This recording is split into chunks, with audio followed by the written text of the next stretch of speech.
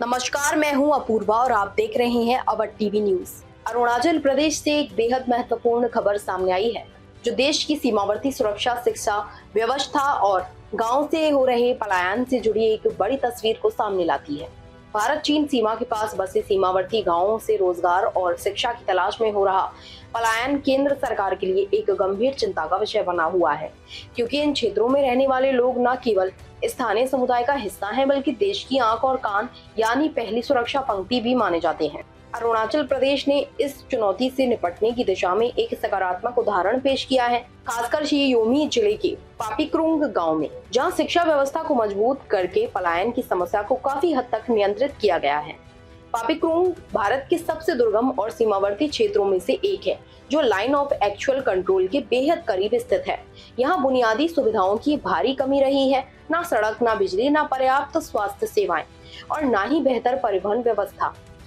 इन परिस्थितियों में शिक्षा व्यवस्था भी बेहद कमजोर हो गई थी। पापीक्रोंग गवर्नमेंट रेजिडेंशियल स्कूल, जो ग्रेड बी तक संचालित होता है, उसे 100 छात्रों की क्षमता के साथ बनाया गया था, लेकिन लंबे समय तक यह नामांकन बेहद कम रहा। शिक्षकों की अनुपस्थिति, संसाधनों की कमी और अनुकूल शैक्षणिक माहौल के अभाव के कारण कई परिवारों ने अपने बच्चों को बेहतर शिक्षा के लिए पहाड़ी क्षेत्रों से शहरों की ओर पलायन कर दिया था।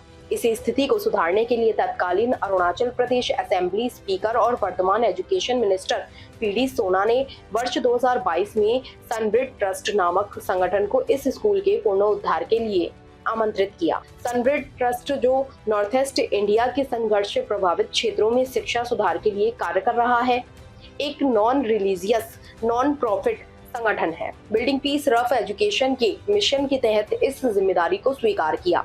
राज्य सरकार सनब्रिड ट्रस्ट के बीच एक औपचारिक समझौता हुआ, जिसके बाद जुलाई 2022 में टीम ने स्कूल में काम शुरू किया। सबसे पहले प्राथमिकता दी गई नियमित कक्षाओं, शैक्षणिक अनुशासन और पढ़ाई के माहौल को सुधारने पर। धीरे धीरे प्रशासनिक व्यवस्था मजबूत हुई और 2 समर्पित सनब्रिड स्टाफ लगातार गांव में तैनात रहे। इससे शिक्षक उपस्थिति में सुधार हुआ और स्थानीय लोगों का स्कूल पर भरोसा वापस लौटने लगा। जो परिवार पहले अपने बच्चों को शहरों में भेज चुके थे, वे भी वापस लौटने लगे और अपने बच्चों का पुनः नामांकन इस स्कूल में कराने लगे। स्थानीय प्रशासन ने भी पाठ्य पुस्तकें और शैक्षणिक सामग्री उपलब्ध कराकर सहयोग दिया। इंडियन आर्मी ने भी इस अभियान में महत्वपूर्ण भूमिका निभाई। सेना ने यहाँ हॉस्टल्स, रिटेनिंग वॉल्स का निर्माण किया और सोलर पावर की व्यवस्था कर शिक्षा ढांचे को मजबूत किया। इस प्रयास का परिणाम भी सामने आने लगा।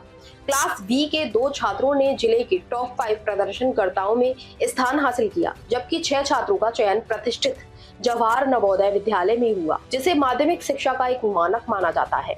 शी योमी के deputy director of school education टडे डबी ने सनब्रिड ट्रस्ट के प्रयासों की सराहना करते हुए कहा कि इसी बदलाव के कारण अब ग्रामीण परिवारों का शहरों की ओर पलायन कम हो रहा है और वे वापस गांव लौट रहे हैं। उनके अनुसार यह मॉडल साबित करता है कि सीमावर्ती क्षेत्रों में शिक्षा को मजबूत करना केवल विकास नहीं, बल्कि जनसंख्या स्थिरता और राष्ट्रीय सुरक्षा के लिए भी अत्यंत महत्वपूर्ण है।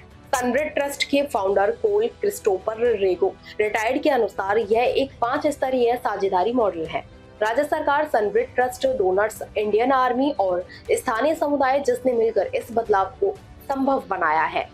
इस सफलता के बाद अब मेचुका में टीचर ट्रेनिंग एकेडमी की शुरुआत की गई है और CSR सहयोग से 5 अन्य स्कूलों में भी क्षमता निर्माण का कार्य जारी है। यह पूरा मॉडल इस बात का मजबूत उदाहरण है कि यदि सीमावर्ती क्षेत्रों में शिक्षा और बुनियादी सुविधाएं मजबूत की जाएं, तो पलायन को रोका जा सकता है और गाँव को फिर से जीवंत बनाया जा सकता है। कैमरामैन के साथ